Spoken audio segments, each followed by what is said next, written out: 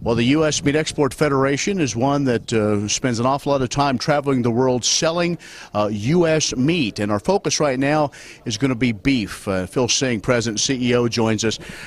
Phil, as we look, something that has been a real concern is the transportation issue on the West Coast to get the chilled meats, especially overseas.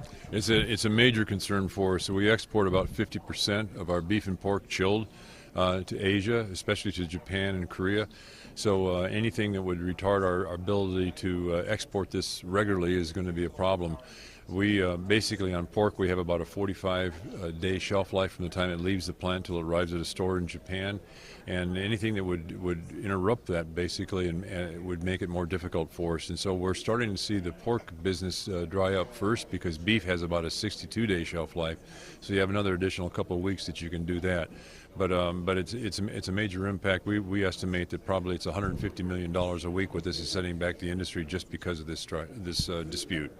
And if it gets solved, I mean, how long will it take to build back that market? Have we lost any market permanently, or do most of our people, our customers, know this is a short setback? Well, there's a lot of loyalty by our buyers in these markets, and they know our product, and we've worked with these people for years. But when they can't get the product, the first thing they do is they have to look to competition, our competition. So a lot of our competitors, a lot of the Japanese, for example, the Koreans are going to other destinations to look for product and source product.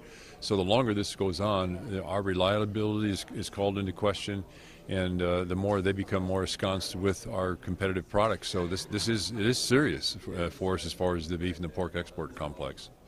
What any other situation as far as we kind of wrap up the transportation issue that's been a concern? And obviously that's probably taken where you've had the biggest phone calls and conversations. Yeah, that's been big. And like I say, I was in Japan just a week ago. Every company that I visited, every corner office, everyone was basically very concerned about this. How long is this going to be done? Can the president step in? What steps are being done?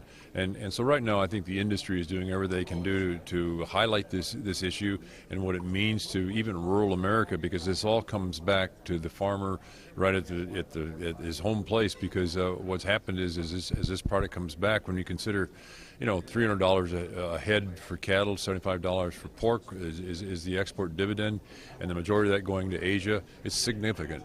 We have a minute left. Let's just highlight right quick. The numbers are in, how we did over the last year. What can you share? Well, we did very well last year on the beef complex. We basically we exported $7.1 billion worth of beef exports. That was up 16%. On pork, we did basically $6.6 billion. That was up about 10% as far as our exports. And both of these were up. Beef was up about 3% in volume. Pork was about 2% in volume. So very significant growth as far as both complexes last year in 2014. Phil Seng, who is President and CEO of U.S. Meat Export Federation, has joined us. I'm Ken Rogers. You're watching Beef Business Journal.